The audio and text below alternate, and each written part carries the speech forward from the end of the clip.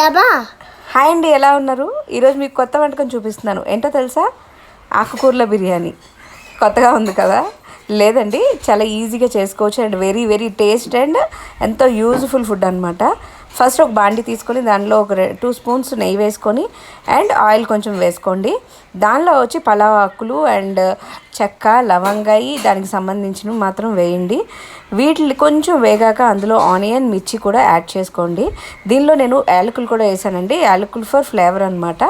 అది కూడా మీరు యాడ్ చేసుకోండి. అలాగే ఆనియన్స్ అండ్ మిర్చి కూడా చక్కగా ఫ్రై అవనివ్వండి. అందులో కొంచెం సాల్ట్, పసుపు, కారము అండ్ అల్లం వెల్లుల్లి పేస్ట్ ఇవన్నీ యాడ్ చేసుకొని తిప్పుతూ ఉండండి. యాక్చువల్గా ఏంటి అని అంటే ఇది జనరల్ వే అండి, అంటే మనము బిర్యానీ వండుకునే పొజిషనే, బట్ కానీ ఇది మీకు చాలా టేస్ట్ని ఇస్తుంది. దీనిలో కొంచెం నేను ఫ్లేవర్ కోసం కరివేపాకు కూడా యాడ్ చేసుకున్నాను. అండ్ ఇవన్నీ వేసిన తర్వాత మనం ఏదైతే ఆకుకూరలు కట్ చేసుకున్నామో, అంటే పాలకూర, తోటకూర, చుక్కకూర, ఈ ఆకుకూరలన్నీ మిక్స్ చేసుకోండి. చెప్తున్నాను కదా, వీటిలో మీకు ఆకుకూర అనేది కూడా తెలియదు. ఇది ఒక different taste and different flavour అనమాట. అంత టేస్టీగా ఉంటుంది. ట్రస్ట్ మీ, చాలా చాలా చాలా బాగుంటుంది. మీరు ఒకసారి ట్రై చేయండి. అండ్ ఈ ఆకుకూరలు నేను మా డాబా తోటలో పెంచిన ఆకుకూరలు అండి. ఇవన్నీ చక్కగా మీకు పక్కకు తీసి పెట్టాను అండ్ కట్ చేసేసుకొని చూపిస్తున్నాను అనమాట. లాంగ్ అయిపోతుంది వీడియో అని. ఇలా కొంచెం వేగిన తర్వాత దీన్ని మనం అంటే కంప్లీట్గా మిశ్రమాన్ని మొత్తం మిక్సీ వేసేసేయండి.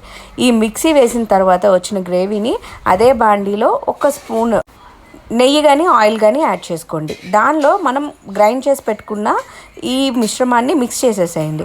చక్కగా ఇది కలుపుతూ ఉన్నప్పుడు వాటర్ అనేది, మనం బియ్యం అనేది నానపెట్టుకోండి బిఫోరే. ఈ బియ్యానికి వచ్చేసి మనకు కొలత తెలుసు కదండి, 1 డబ్బాకి 2 డబ్బాల వాటర్ అనమాట. అదే వాటర్ని మనం దీనిలో నార్మల్ వేలో మీరు మిక్స్ చేసేసేయండి. నేను ఆల్రెడీ బియ్యము వాటర్ రెడీగా పెట్టుకున్నాను.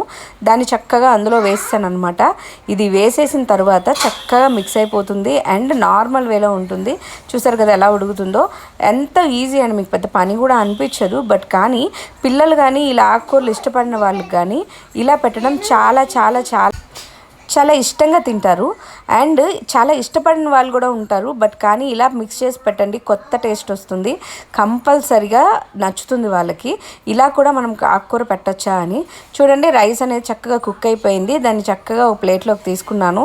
నేను మష్రూమ్ కర్రీ తీసుకున్నానండి. మష్రూమ్ కర్రీని అందులో యాడ్ చేశాను. టేస్ట్ అయితే అద్దిరిపోయిందనమాట. అండ్ నేను మష్రూమ్ కర్రీ నార్మల్ వేలోనే కుక్ చేశాను, అది ఈజీగా.